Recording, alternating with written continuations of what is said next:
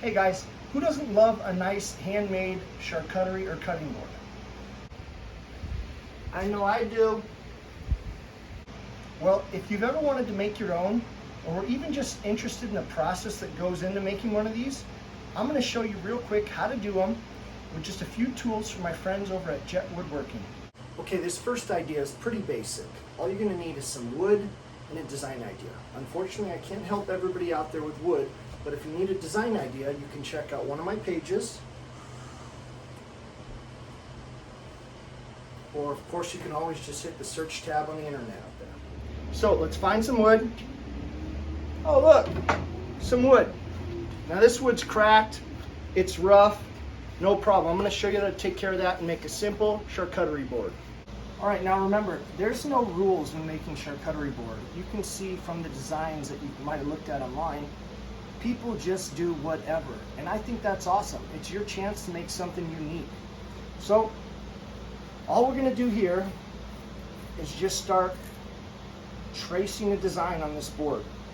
Now from the crack, and I have a little bit of damage over here, I think I'm just going to trace down like this. It's going to be my handle, right? Come down. And look, you can always edit this as you're cutting it. You can go back, cut more off. Remember, you just can't add wood, so the design doesn't have to be perfect. Just whatever you want to do.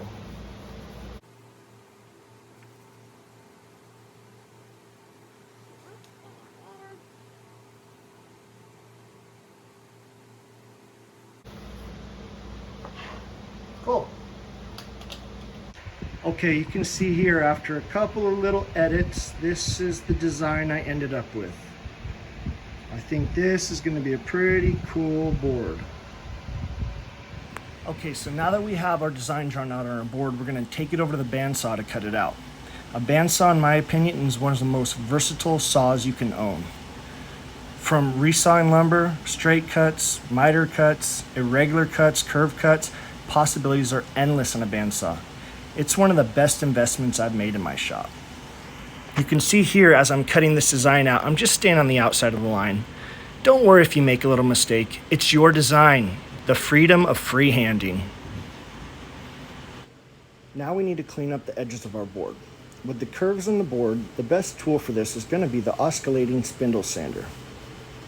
You can also use this time to sand down to your lines or fix any mistakes you may have had while cutting out on the bandsaw.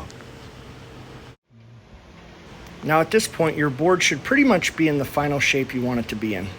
You shouldn't have any jagged edges or indent marks from the bandsaw. It should flow smooth all the way around. Now my board was rough, so I'm just going to rough sand it with some 80 grit sandpaper just to get it smooth and to take out any high spots in my board. You won't need to worry about rough sanding if you bought boards that were square on all four sides and are pretty flat already. Now most people like to hang up their boards to show them off to their friends, kind of like a decorative art piece. So we're going to add a little hole in the handle on our drill press just using a Forstner bit. Pretty simple to lay out. Draw a circle where you want it, take it over to the drill press, drill it out.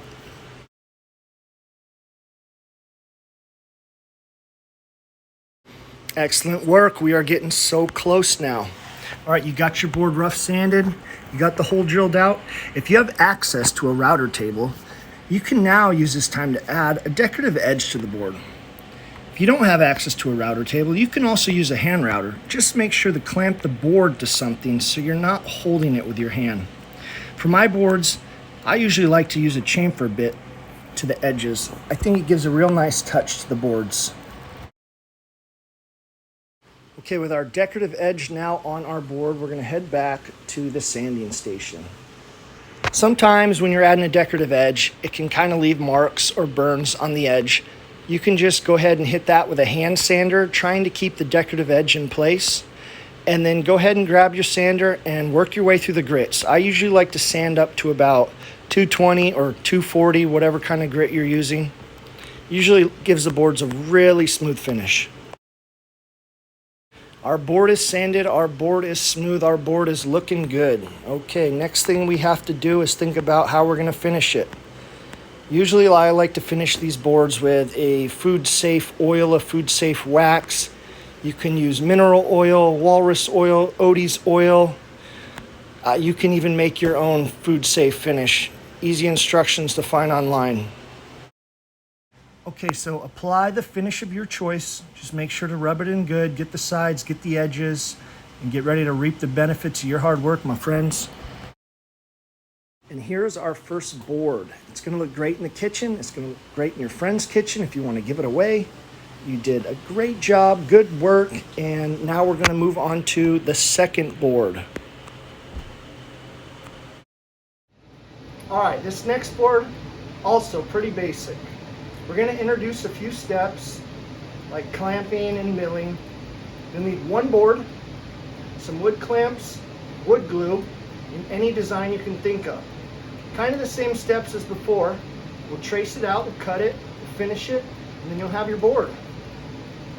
Let's go.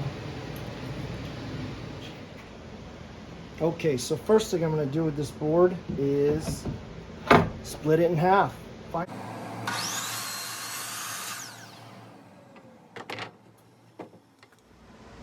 Now the idea behind this is we want to use both these pieces of wood, join them together, and create one board. But as you can see, we can't just glue them up like this. So we need to get straight edges on both these boards. I'm going to show you how. First thing we're going to do is hit the joiner. So the purpose behind a joiner is basically just to make the face of a board flat. Once you have the face of the board flat, you can use it with the fence to square the edges of your board. This is an invaluable tool for any level of woodworkers, a must-have. This is an 8-inch model from Jet. If you don't have the space, they also offer benchtop models and smaller floor models. Okay, now you might be looking at me saying, I don't have a joiner, what do I do? Well, there are plenty of other ways to get a straight board. You know, table saw with a sled, router table, all on the internet, trust me. Or you can always just buy lumber from the lumber store that's been squared on 2 sides or squared on 4 sides. A little extra money might be worth it for you. Okay, now that we put a straight edge on those boards, you can see when we line them up, they're perfectly flush. So we can glue them together now. Now, if you've never glued any wood together, don't worry about it. It's actually quite simple. The first thing you need to do, however, is find some clamps. These are my preferred clamps. They're called parallel clamps, and they're made by Jet. They have some really cool features like a built-in ruler and a trigger release, which makes adjusting super quick and easy. And then you're going to need to get some wood glue. Now, you also need to figure out which way you're going to lay your boards out. So lay them on the table, figure out which way looks best, and that's the way you're going to glue your boards together. Just go ahead and lay your clamps out on the table slightly larger than the width of your boards. Take your wood glue, put it along the edge of your board, and wipe it in with a silicone brush. Place your clamps on your boards, starting from the middle when you're tightening up, and don't add too much pressure. Just make sure that your edges stay aligned the whole time you're clamping. So as with each new board, the steps pretty much from here on out are going to get repetitive.